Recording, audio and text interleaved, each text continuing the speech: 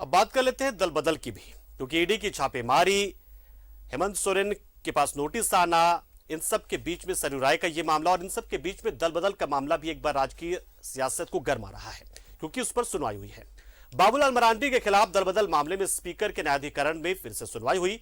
यह सुनवाई कांग्रेस विधायक दीपिका पांडे सिंह और अब पूर्व विधायक बंधु तिर्की की याचिका पर हुई है। एक बार फिर बाबूलाल मरांडी के अधिवक्ता ने मामले में 10 महीने बाद हुई शिकायत पर आपत्ति जताई है। दल बदल मामले में अब मामले के मेरिट पर होगी सुनवाई, ये भी एक नया डेवलपमेंट इससे जुड़ा हुआ है। एक रिपोर्ट आपको दिखा रहे हैं। अब सिर्फ संवैधानिक बिंदुओं पर सुनवाई। स्पीकर ने किया प्रारंभिक आपत्तियों को रिजेक्ट। अब सिर्फ मेरिट पर बहस होगी। दल बदल मामले में अब सिर्फ संवैधानिक बिंदुओं पर सुनवाई होगी। स्पीकर रविंद्रनाथ महतो के कोर्ट में सोमवार को 10वीं अनुसूची के तहत बाबूलाल मरांडी दल बदल मामले पर सुनवाई हुई, जिसमें स्पीकर ने मामले में आई प्रारंभिक आपत्तियों को रिजेक्ट कर दिया है। अब सिर्फ इस मामले में मेरिट पर बहस होगी। दल बदल मामले में स्पीकर की कोर्ट में है 4 याचिका। पूर्व विधायक राजकुमार यादव ने दायर की थी 1 याचिका। जेएमएम विधायक भूषण तिर्की ने दायर की थी 1 याचिका। कांग्रेस विधायक दीपिका पांडे सिंह ने दायर की थी 1 याचिका। विधायक प्रदीप यादव और बंधु तिर्की ने 1 याचिका दायर की थी।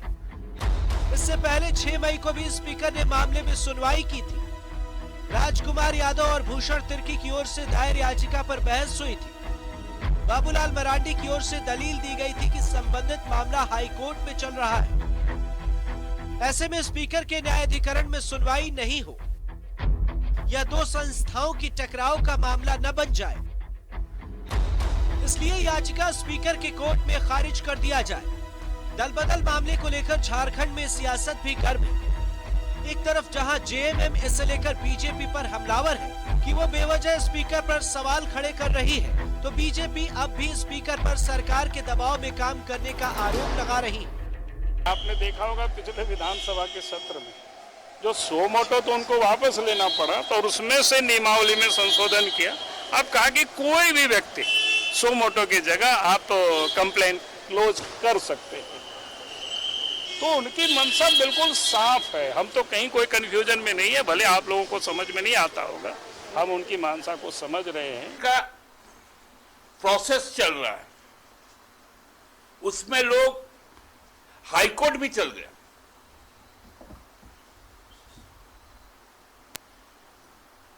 अध्यक्ष के फैसले के बाद आपको पसंद हो नापसंद हो, आपके पास पूरा अधिकार है कि आप कोर्ट का दरवाजा खटखटा सकते हैं, उनका संरक्षण ले सकते हैं। लेकिन इधर कार्रवाई शुरू होती है और उधर हाईकोर्ट जाया जाता है। ये एक ही प्रतीत होता है जिस प्रकार से चुनाव आयोग में एक शिकायत की जाती है हेमंत जी पर,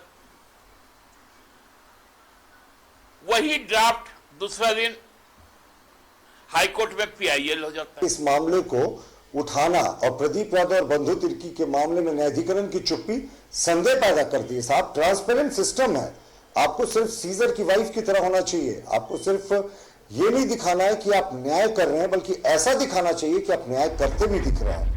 मेरिट पर सुनवाई से ये माना जाना चाहिए कि मामला फैसले के बेहद करीब है। देखना है कि स्पीकर की कोर्ट में क्या फैसला आता है। रांची से न्यूज़ 11 भारत के लिए विपिन उपाध्याय के साथ राकेश कुमार और सत्यव्रत किरण की रिपोर्ट।